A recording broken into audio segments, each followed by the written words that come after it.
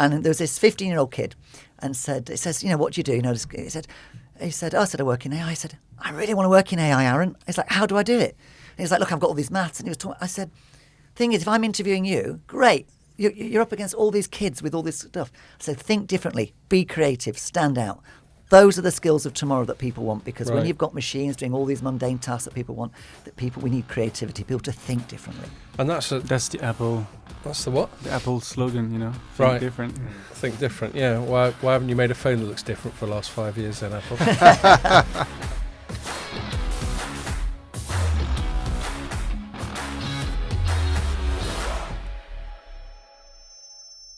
Hello and welcome to another Telecoms.com podcast.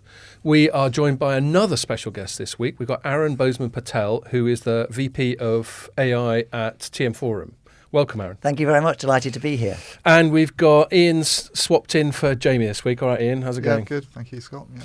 Cool. So, as you probably gathered from Aaron's job description, we're going to talk about AI this week. But just to remind you before we get into that, that if you're watching it on the site or on Facebook or on YouTube, you can listen to it on some places. Where is it again? SoundCloud, and iTunes, and Google Podcast, Spotify. I will just get someone to read it out. Just do this bit in future. The whole lot, yeah. Right, okay. Now, enough of that. So AI, I guess a good place to start, Aaron.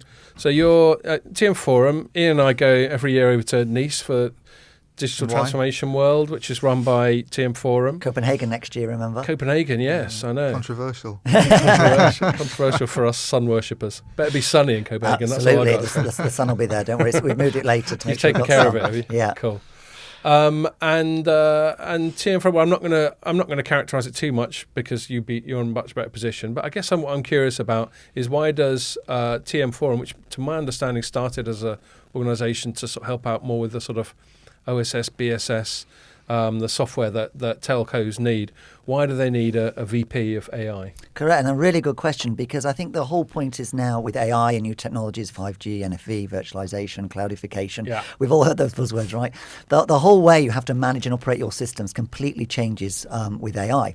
And that's why at TM Forum we're taking it really seriously and set up an AI program 18 months ago when I moved into my new role. And we're really addressing, what are the operational challenges going to be of 5G and how can AI enable that and help it? I mean, think about automated networks, that's going to be really important in the advent of 5G. And basically, without AI, you cannot get the most out of 5G. It's just going to be impossible. Yeah, and one of my understandings, so I'll stress, and any regular listener to this podcast or even reader of Telecoms.com will know that I'm no technical expert on these things. But one of the things about 5G is a lot of it's being conducted over much higher frequencies, which have worse propagation characteristics, i.e. sort of shorter range, and they're less able to penetrate walls and that sort of thing, which in turn means a lot more base stations or nodes or antenna or whatever. Yeah. And I gather that's one of the reasons that we need AI, because of the greater complexity of the actual sort of field environment. Is that correct? Correct, yeah. I mean, that's one of the biggest challenges with 5G. The complexity is really going to increase. And for years and years, and you were saying before we came online that, you were talking about digital transformation on your last podcast, right? So the whole idea of digital transformation was about simplification. Well, actually, 5G is adding nothing but more complexity to the network. As you said, if people read my blogs, I talk about the forest of antennas that we're going to have to need. Yeah. So how can humans basically manage that many antennas? It's impossible. That's why self-healing networks are going to be really important, predictive maintenance, and this is where AI is going to play a crucial role in doing all of that, and particularly things like self-organizing networks, making sure that the capacity is big enough. We hear about 5G slicing, which people get very excited about in the enterprise space. Network slicing, and this is where we really need AI to add the intelligence to the network so we can get out of it. And if you think, one of the biggest things we talk about 5G is low latency. Yep. Now add a human into that, right, down to 1 megabit per second. You can't add any human interaction in that, otherwise you're going to add latency back in and just delay it. So that's why AI is going to be really important for managing that complexity. Look at things like autonomous networks are going to be really crucial for doing that, and even things like stacking, provisioning new services, working across the IoT ecosystem. AI is going to play a really important role, because one of the biggest challenges we've talked about is even things like how do you manage customer experience across a diverse ecosystem and chain. Well, AI is going to enable that much better customer experience, because you can track what that is right the way across the ecosystem and understand, okay, well, what kind of bandwidth and speeds do we need to get? What is latency for those services? And track it right the way across. So even though you might not be delivering that service end to end, you can help manage that experience. So I get I get that sort of utopian vision. What I've seen, not that much evidence of, but again, I'll add the caveat that I'm not necessarily the most technically knowledgeable person on this matter. That much evidence of is that this AI dream is being fulfilled.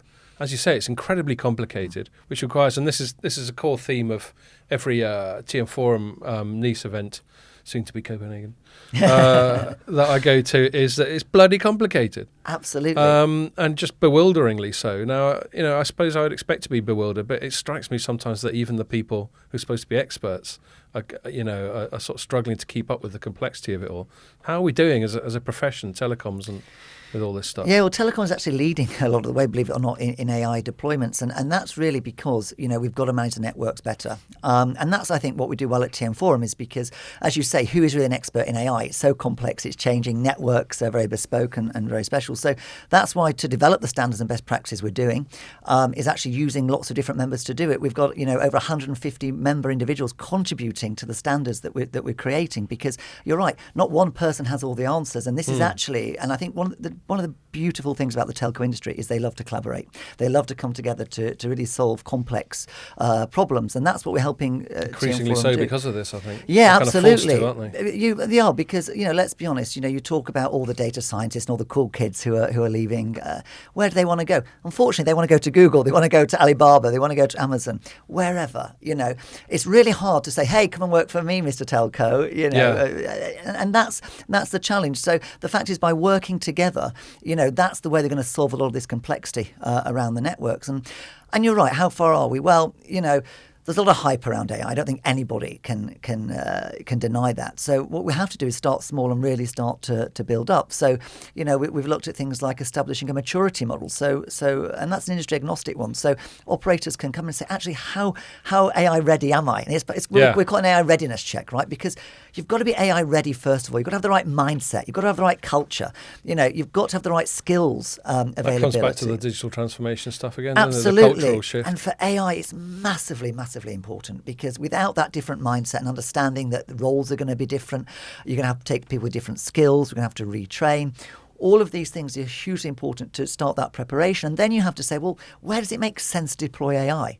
That is the number one question, because there's going to be different areas of ROI, right, for AI deployment. And my biggest advocate is, really looking at the operations management. I think if you look at like service management, that's where we're going to see some of the biggest plumbing. Yeah, exactly. The plumbing is where you're going to see AI. I'm less convinced as with Elon Musk saying, talking about all that stuff, putting implants in people's brains and changing the way. Oh, we're going to come on to that. Don't you worry. But I think the biggest thing to say is, look, start small. Get the right skills in place and understand, what can you do? So that's why, for example, we're looking at service management as a key area. Okay, how do you deliver AI operations at scale? I mean, can you imagine the complexity that we're going to see? I mean, what if something goes wrong, first of all? How can you manage AI? And if you think about telcos and how vendors have made a lot of money, black boxes, right? In the world of AI, we've got to explain what's going on. I think that's one of the most important things. We've got to have transparency. When you deploy AI, any modules or algorithms on your network, you've got to have explainability. It's the number one characteristic. So as you put it on your network, and that's what we're looking at, spending a huge amount of time and effort with the industry doing, is saying, okay, as soon as you start to deploy anyone on your network, how can you explain it? How can you trace what the data source is? What are those management standards? How do you generally manage AI at scale? And we're tackling one of the biggest things right there now. Ian, we haven't had a peep out of you yet. No, just listening. I'm not an expert. You're gonna play the same caveat as I do. But I'm sure you know more than I do. But I'm not positioning you as an expert, mate. Don't worry. But you do write about this stuff sometimes. So what's just top line? From going to things like the TM Forum event and writing about this sort of thing. How do you feel about specifically in the telco environment? How we're doing? How we're getting on with it?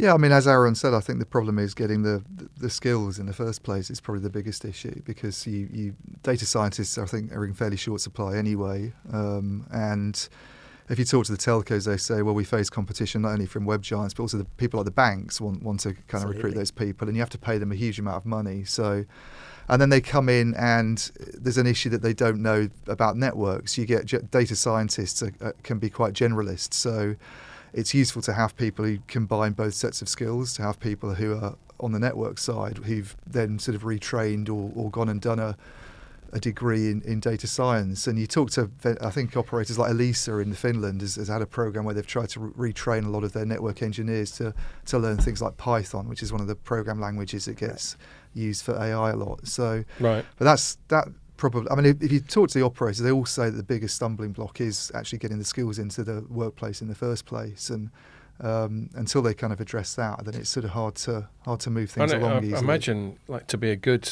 data scientist or AI boffin of some kind, that's a fairly big. Well, I guess you're talking about people who are fairly quantitative anyway with network engineers, so it's not inconceivable. I think we've actually seen a big shift, though, even in what those skills need to be. I mean, we did a panel at Mobile World Congress talking about this, and you know, some great companies really now starting to open up their own training centres. So if you take a look at some of the biggest vendors, Microsoft, IBM, Huawei, they're opening up their own internal training for people to come and take it from operators. Yeah. The other big change that we're seeing is actually what skills do you want to do? So if you look at what IBM did, really interesting. They just took, one of their data scientists, right, with their equipment, their platform, Bluemix, went in and said to kids who were 16 years old, come on, build something, play. These are people without data science skills, right? They're not mathematicians yet. And I think that's the whole point. Democratizing AI is really important, making sure that everybody has the ability to use it and not make it this big thing where you've got to study maths for 6 years and have to be a boffin. And I think that's the biggest shift. If you look at what people are doing to overcome those huge challenges, you're right, because how do you compete with these, with these, web giants or whatever, or banks or whatever else? Well, it's actually about making AI accessible and saying, do you know what skills do we need? And one of the biggest skills people need is be creative.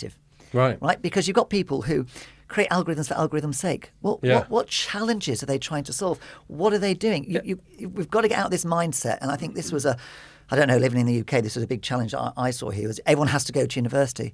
What a load of rubbish. I'm with you on that. I'm sorry, right? It's not for everybody. The biggest skill that's missing now in terms of culture and all of this stuff in AI is that old-fashioned thing, creativity. Yeah. I was on an aeroplane coming back from Israel a couple of weeks ago, and there was this 15-year-old kid, and it says, what do you do? He said, I work in AI. I said, I really want to work in AI, Aaron. He's like, how do I do it? And he's like, look, I've got all these maths. And he was talking. I said, thing is, if I'm interviewing you, great. You're up against all these kids with all this stuff. I said, think differently, be creative, stand out.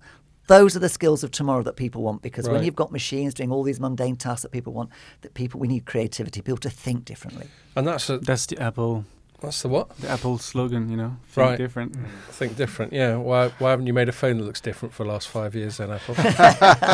Shots fired. But first of all, they did think differently. No, I know. I was being facetious. No, I know. But it's that mentality that's so hard and culturally to get into people's minds. I was just going to say that, and culturally, that's fascinating because, you look at the way sort of schools are. I've got 15 and 12-year-old kids, so they're both in secondary school. I see how it's done.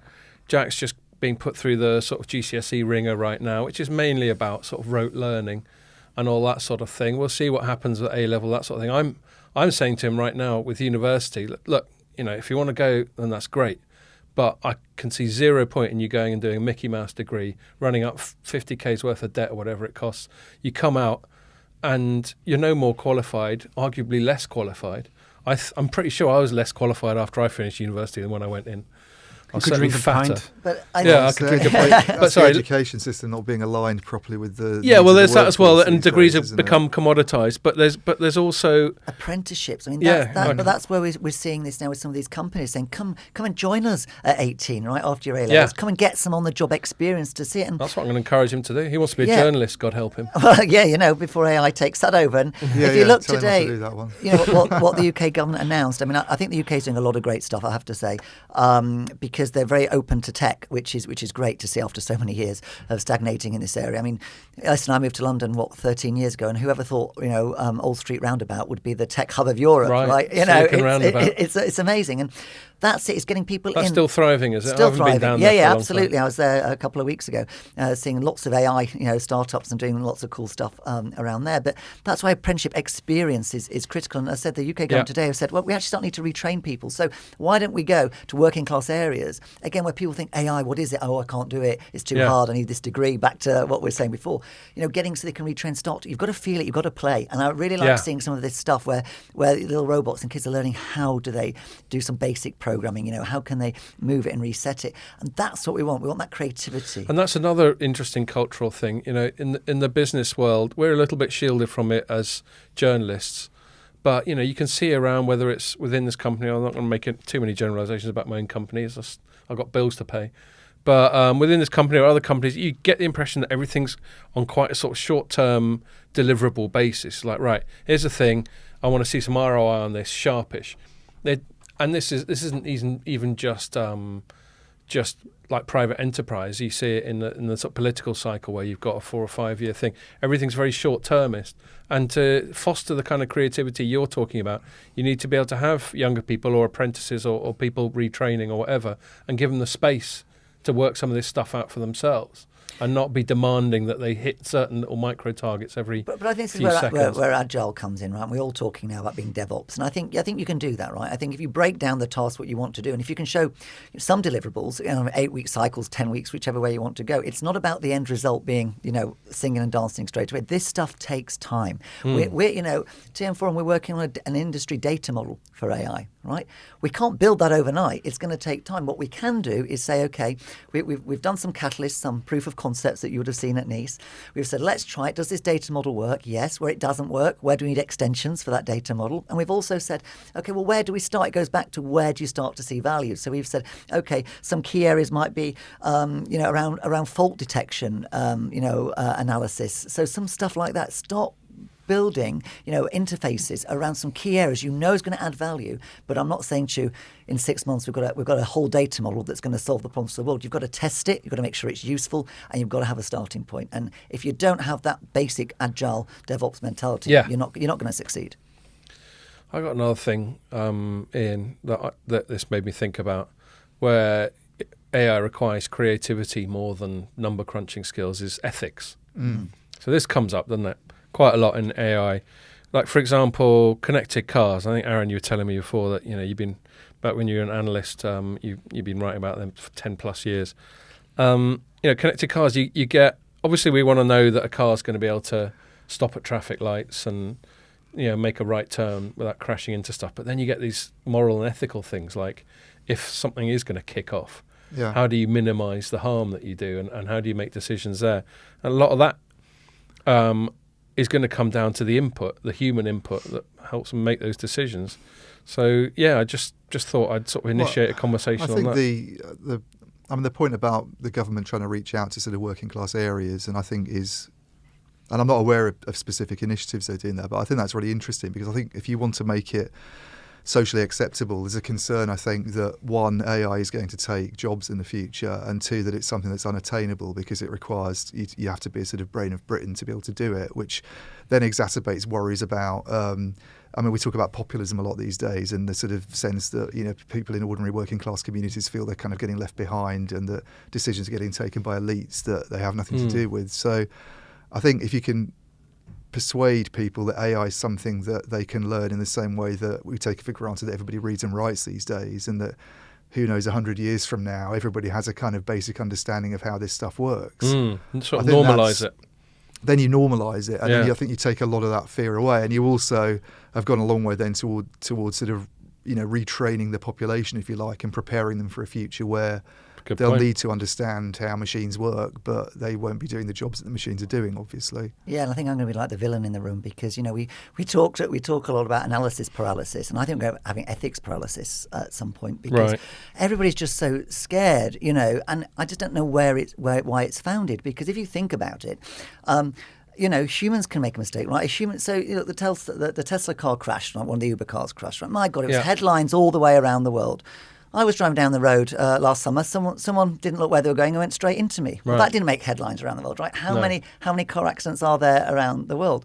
the fact is, ethics is very important, and I'm not siding it, putting it to the sidelines by any means, but we have to at least start doing some work on it. Otherwise, we're going to be way behind other countries where the ethical concerns aren't their priority because the governments want to get things done for doing other ways. Now, yes, there is always going to be a bad side to it, but what you find ethically or morally right is somebody else doesn't. Yeah, and that's the challenge, and it's going to change. It's going to change with time and with history. So we've got to start somewhere. We've got to have some basic. I was reading this.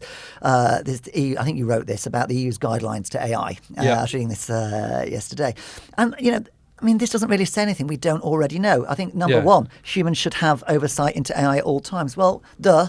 We're never going to be. Machines break. Yeah. So humans always have to, and this is why I go back to, you've got to get rid of the black box. We've got to have understanding what's happening, explainability.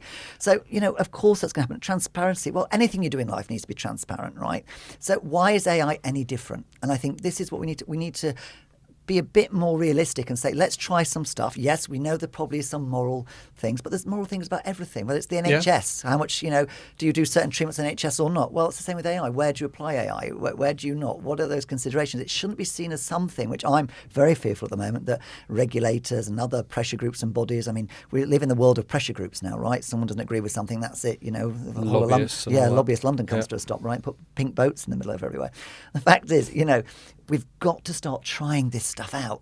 Yeah. And be playful and try it and say, and work with it within parameters. You can set parameters with anything. There does need to be a degree of sort of sandboxing and ring fencing. But that's what we do. That's what the telecoms industry is really good at, sandboxing. And otherwise, China's going to overtake us, America's going to overtake us. What's going to happen to Europe? We're going to be just bound with bureaucracy and not really understanding what we need to do.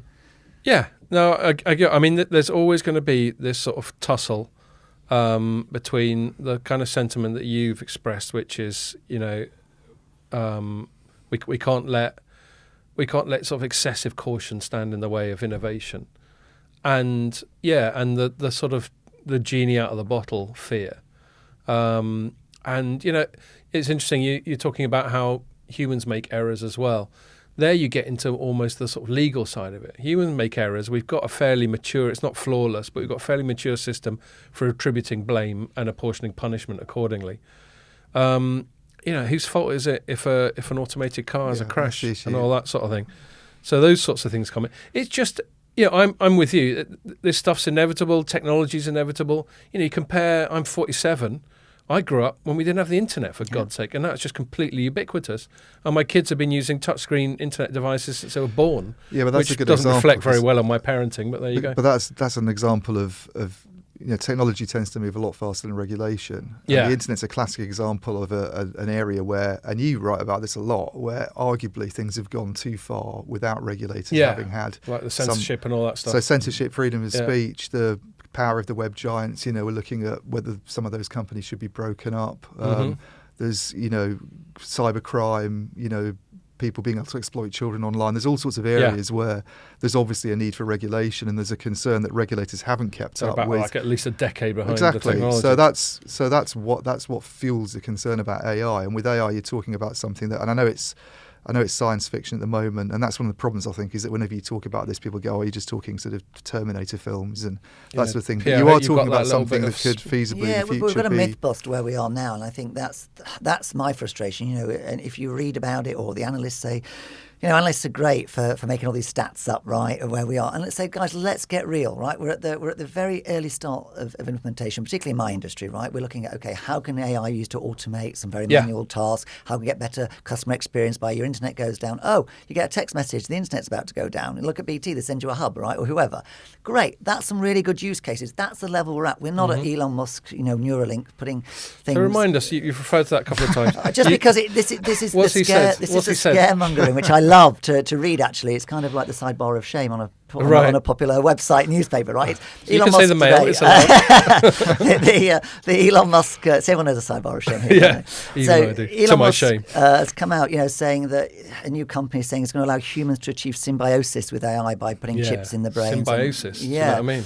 Exactly, and so we become more intelligent than the machines, and we can live together. And I'm like, for my industry, I don't think this doesn't help. This scaremongs the people on the street. I jumped in an Uber from our office to get here, right?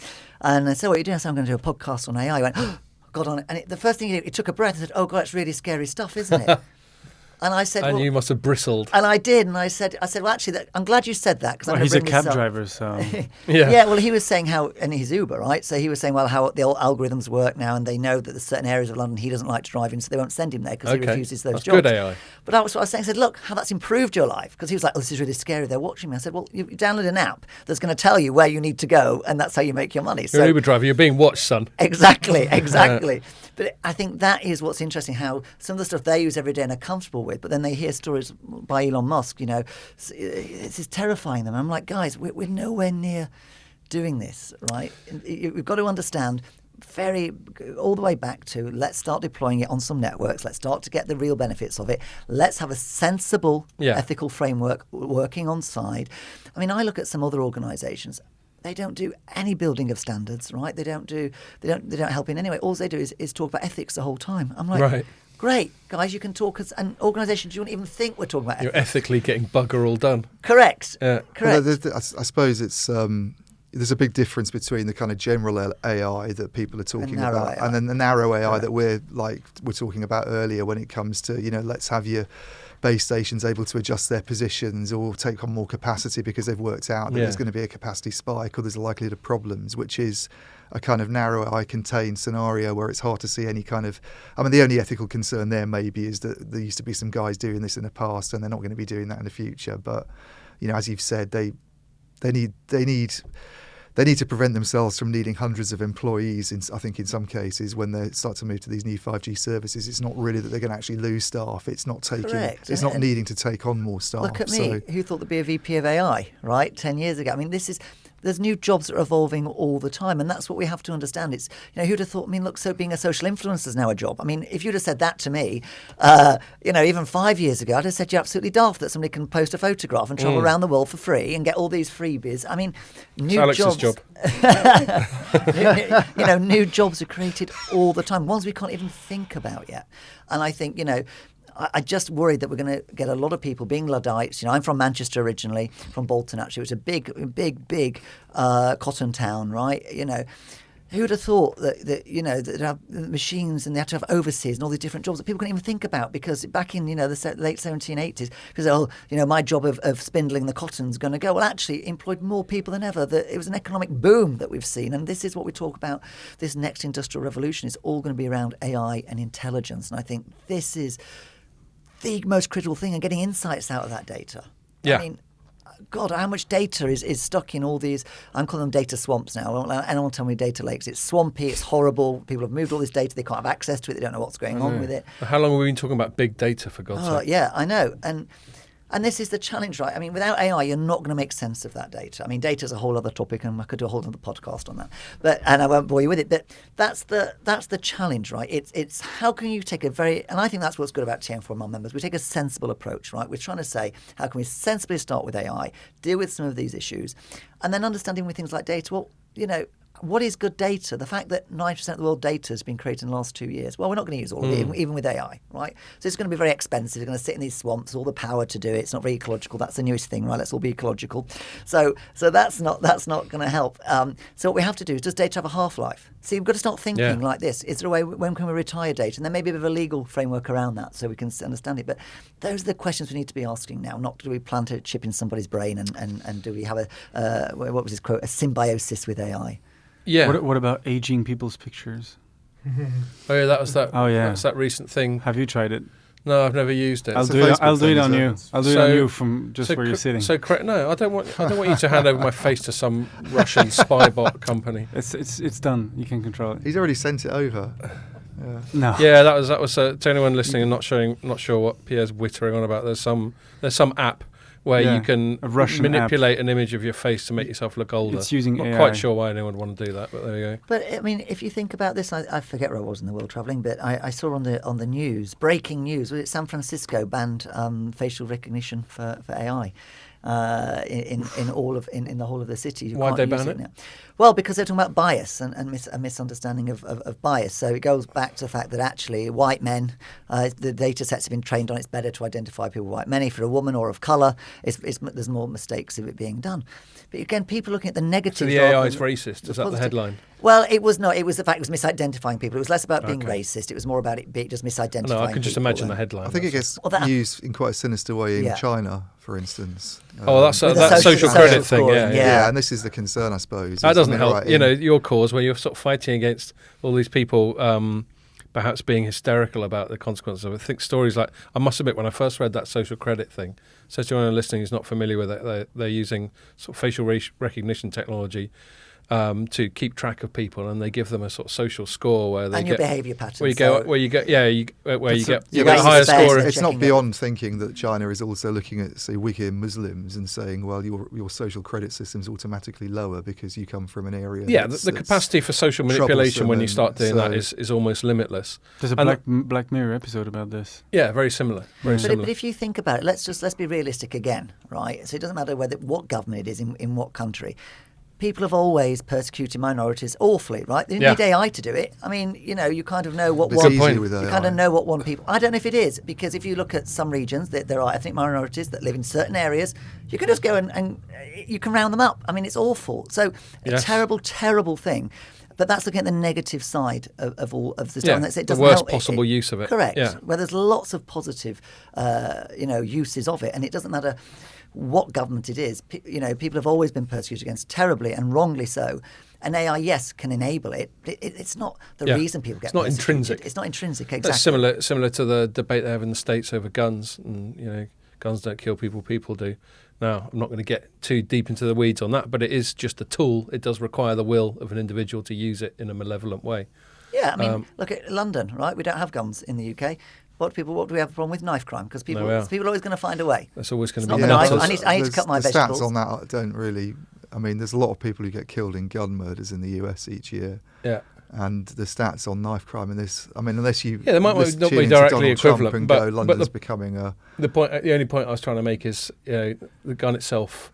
Although maybe no, but it's a lot AI, easier God to knows. cause. But no, sorry, forgive me. It's a lot easier to cause harm with a gun than it is to. Well, so that's the point. So that's exactly the point. You made the point to Aaron that AI might not be intrinsically malevolent, but it facilitates malevolence, and you could say the same thing about a gun, but that doesn't mean that it's intrinsically a malevolent thing. Obviously, plenty of NRA type of people in the States would say it's great for sort of personal autonomy and defence. And anyway, I'm not going to get too into it. The point is, I agree with Aaron. Just identifying the technology as facilitating malevolent behaviour and ignoring the benevolence. But it's and a good parallel stuff. that you draw, because it's about the damage that can be done if you put a certain tool into people's hands. The tool itself isn't malevolent, but the whole argument about banning guns in the States is that if someone takes it, I mean, kids who get hold of their parents' guns and decide that they want to go into school and unleash fire, they'll never be able to do that much damage with a knife. That's a mentality thing, right? That's something in the human psyche that does that, and it's the same with whether it's a gun, whether it's AI, whatever technology. God knows what technology we'll come up with, right? It might not be guns, it might be, I don't know, lightsabers or something that we come up with next.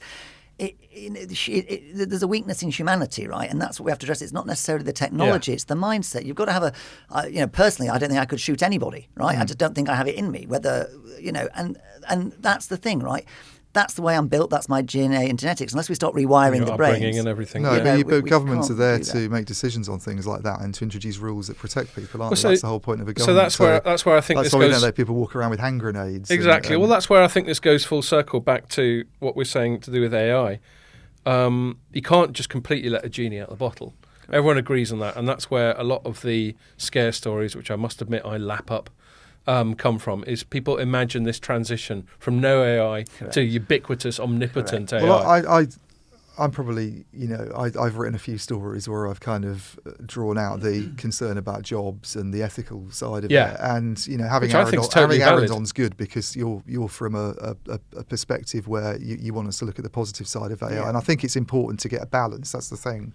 I think it's easier for us as journalists to scaremonger than it's easy to scaremonger, but I think scaremongering is not helpful sometimes. And but at the same time, I think that there needs to be a sort of cautious approach to it. But you're right, a lot of the benefits do get overlooked. And looking where the deployments are. I mean, I don't want to be kind of this fact wizard here, but So you brought some notes. I did just because I wanted to share some of these things which are really important. Telco now is being squeezed, right? Revenues are flatlining. Let's be honest. I mean, it's a hard time, right? No one's really investing in telco. It's not. I'm going to invest in a telco and make loads of money back, right? It's not happening. But if you think using AI for things like autonomous networks and planning, you see 30% reduction in your mobile infrastructure spending. Yeah. So earlier in this podcast, we were talking about the sea of antennas, the forest of antennas that we're going to have to put. Well, if I can get 30% reduction in infrastructure spending, it's amazing. Deutsche Telekom did an amazing study, and I think you had it on your website. I think you probably wrote about it, one of you guys. They used AI to lay fibre optic cables because the traditional way of thinking was the cheapest way for fibre optic cable is from A to B straight line. Well, there's mountains and all sorts of things in the way, but still it was like, nope, go in a straight line. Right. And now we can use things like AI to do topography, look at it, say actually it's better to go this way, you can look at the ground, the density, start to plan it for you. If you think about 9 billion could be saved just from preventing network outages because people aren't going to churn, they're not going to have to do compensation, whatever. So this is where I get really excited and say, actually, look at these savings. Look at what you can do from really thinking about the positive and where can you put it on those autonomous networks and where is it, and taking out that complexity, which you've got to do being a telco. And interestingly, again, right, we in telcos, we really beat ourselves up a lot of the time. We say to ourselves, we've got these silos, we've got old technology. Yes, by the way, we do. I'm not saying we don't. But I had one of the most interesting conversations with a very, very large over-the-top player who had exactly the same conversation with me. He said, Aaron, we've been in this business for 20 years. I've got legacy technology. I've got this. What we're going to do? And another news outing that came out yesterday or day before amazed me. So we keep thinking about telcos being behind, and we're not, right? I mean, Amazon, pioneer, right? Amazon Web Services, cloud, all of this stuff. They're so worried about AI not having the right skills and availability. They announced a $700 million project to retrain their staff to be AI ready in the next 6 years, which is going to be rated to 100,000 workers by 2025. So even the big guys have got these problems. So the point is, stop scaremongering, start now, and telco can start challenging these big giants because they're Where also do you think worried. telcos, in terms of the specific use cases, I mean, you mentioned the fibre one there, and there's also, not on the network side, there's AI being used in customer service departments, there's various bits of operations, but is there any bit that the TM Forum looks at and says, look, this is low-hanging fruit where we can really make a big impact in the next few years? And I think in network operations, that's where you're going to see, big savings. And not only are you going to be able to see big savings in terms of, the network costs and all of that, and operational costs, you're also going to see offering of new enterprise services because with AI, you can go faster onboarding. You can use the data to do that. We're going to be more flexible networks, API data driven. So that's where AI can really start to help maybe delivering some of those enterprise services. And I think the data, going back to data, I think this data marketplace, I think is really exciting and some areas around that and using AI to harness that data and to get insights from it. So for us, I think at TM Forum, it's all about autonomous networks, about operations. I think it's very, very exciting. We're going to see biggest ROI, but also to offer the next generation of services, being able to partner, being able to connected stadiums, all that stuff. The fact that partnering is going to be so much easier. So it's not just a cost story, there is a sort of sales opportunity to be had here as well. Huge sales opportunity. Because everybody just thinks about the cost side of it, don't they, I guess, on the... Absolutely, yeah. And I think servicing your customer better, I think whoever would have thought banking would do a better customer experience than telco? I mean, I'm amazed I've not gone in a bank for God knows how many years. Yeah. I do it all on I do it on an app. Not even. It's not even on an old web interface. You can just chuck obscene amounts of money around just on your phone. Absolutely. It's scary. But we've got to be able to do that. I tried to upgrade my mobile phone a couple of months ago. Right, Aaron, you're now due for an upgrade. I get my text message. Download our app. Go and download the app. Didn't bloody work, did it? I couldn't upgrade my phone. What do you have to do? I had to call the call centre to say, this is what I want. That's why you have to upgrade your phone. And it was all. It was all because it wasn't. The reason it didn't. I could select it. It was the billing mechanism in the telco wasn't working. It wasn't connecting properly. So even though it had all my billing information, this is back in silos. It couldn't connect the two things. After all this time, they're still screwing up basic stuff like that. Yeah, we've got to does fix my it. head in. I had that with Addison Lee. I tried to book a cab and the Visa checkout just wouldn't work. Yeah. It was so annoying. And there's no sort of plan B. No. It's just like, nah. Yeah. You just get in a loop, don't you? I was like, can I use PayPal? There was nothing else, just Visa checkout. It was so frustrating. We've got to surprise and delight, right? We've got to surprise. Telcos have got this real opportunity to surprise and delight their customers. AI is going to be a way to do that. Cognitive contact centres, I think, are great. I mean, I was talking the other day and said, can you imagine there's a survey done? It found that 71.5% of all people had to call the call centre because there was no other way of fixing it, right? Their challenges. So we've got... And that's expensive. Really expensive, hugely expensive. But also, you get through there, press 1 for this, press 2. Yeah. They don't even know why you're calling. By the time you actually get anywhere, you're about half an hour in. And you want to punch somebody in the face or something, exactly. Right? By the time you get there, you're already not very happy. So, you've got to want to surprise and delight the customer. You want to be able to stop them calling this. And also, if it comes to, say, I'm good at sales, say you're good at customer experience, if someone's really angry. So the whole idea, we did this on a Catalyst project, from our proof of concept, where we got, I think it was 10 companies together to look at, well, what is the future of that call centre going to look like? So we're sentient beings. Some people always want to talk to people. They're playing to everyone's strengths. You've got to talk to people. But if you're good at sales, direct me straight to you. You've got a higher selling score. So if you're going to upsell, that's where we talk about using AI to enhance your job. If you're good at sales, you've got targets on your head, send it to you. Where maybe I'm not so good at sales, but maybe I'm good at calming down that irate customer, and you reduce churn. So that's what we've got to do. Well, that's an interesting retraining thing, Ian, that call centre one. So I don't want to cruelly characterise everyone who works in a call centre as being sort of relatively undereducated, but presumably there's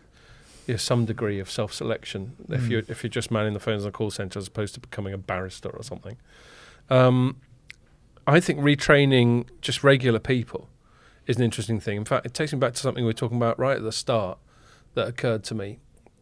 And I sort of have a vested interest in this in terms of advising my son and all that sort of thing, is, if you're not a massive boffin or a number cruncher, but as you say, you need this creativity, or you need to be able to understand ethics, or you need to be able to understand, the real life applications of stuff or whatever. I think the whole educational system, stroke apprenticeship, stroke vocational training system could probably do a lot better at flagging those opportunities up.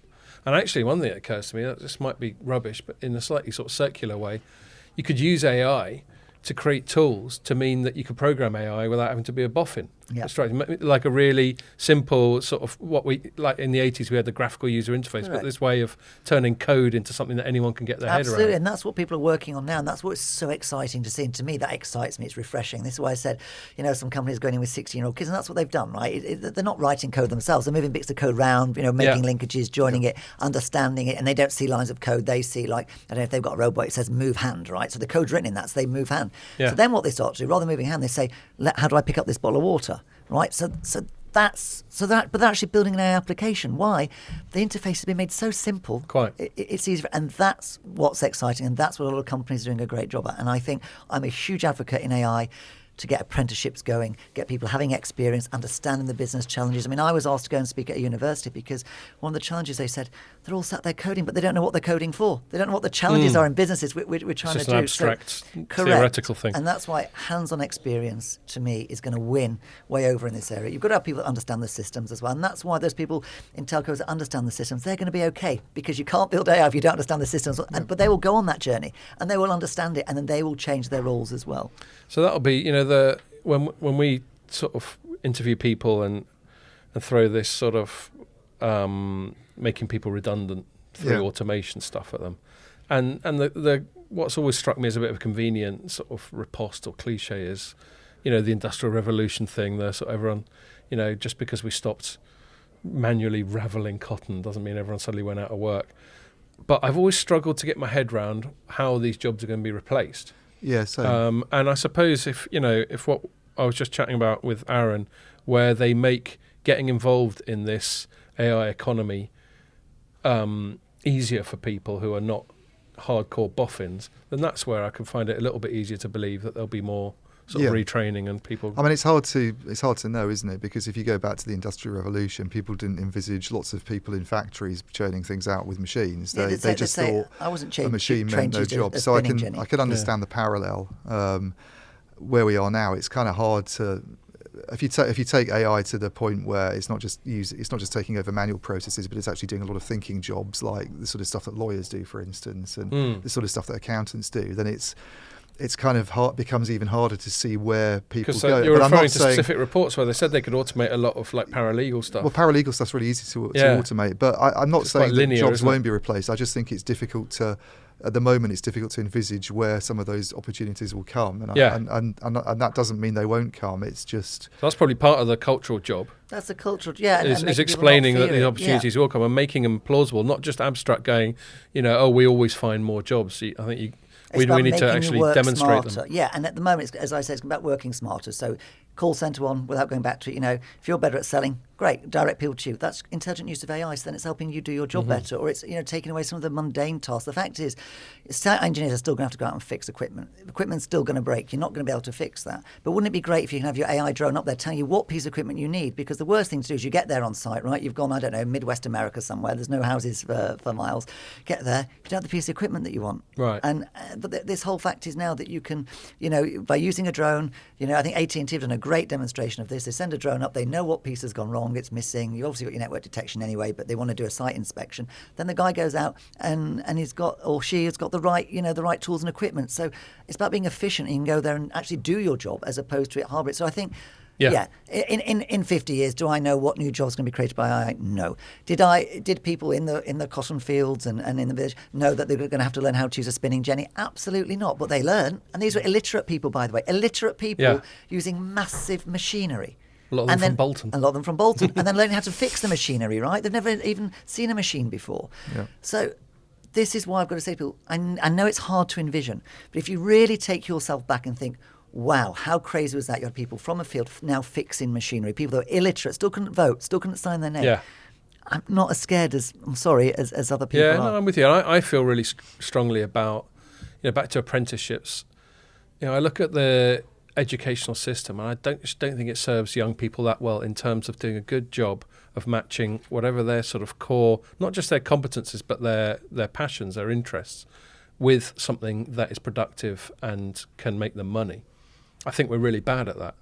And whether AI itself can play a role in that, but I think just generally culturally we could do a lot better at going, okay, here you are, 15-year-old schoolboy, you seem to be into this, not into that. Here's, I mean, I'm at least partly to blame because I was very lazy at school. I didn't really look around that hard. But no, our careers advisors or whatever I used to have when I was at school, it'd be like, well, you could go and work in a shoe shop or something. So you could be a telecom journalist. Yes. So look at my meandering career path. I came out of university and I'd never had a year off, so I decided to work in travel to sort of make that happen. And then I ended up working from home in travel, and then I became a recruitment consultant for a bit, which I wouldn't recommend to anyone who's not really like being told to on a regular basis. And then I worked at another media sales job, and then I was a teacher for a bit, including teaching in a prison. I knew that. And then I was a journalist. So utterly meandering. So you didn't do one of those multiple choice questions where they ask you things like, "Do you like the smell of banknotes?" or clothes shops. Like the smell of banknotes. It's a Simpsons sketch, isn't it? The multiple choice questions you do to pick your career. They did a spoof on it in The Simpsons. I see. Questions are things like, do you prefer the smell of banknotes or clothes or... No, I mean, I may have done it, but it didn't do me any good. And so through trial and error, I eventually arrived at journalism, which I'm happy to be doing to anyone who employs me who's listening in. But it took me, I was well into my 30s before I got there. So I think and this is some of what I've been saying to my son, it's more a matter of speed. You'll probably get there eventually, depending on how much sort of financial pressure you put yourself under by buying big houses or whatever, because that narrows down your options. But if you can get it right sooner, I think that's to everyone's advantage. You can touch it and you can play it, and that's the thing, AI people think it's this thing they can't touch, they can't. Yes, you can, and that's what some of these great things are doing. And that's what I advise people. You've got to touch it, you've got to see it, you've got to understand. I hate this idea that people think they've got to be these big boffins and great at maths. You don't need to be, as you said. These companies are doing great ways to make it much easier to get people involved.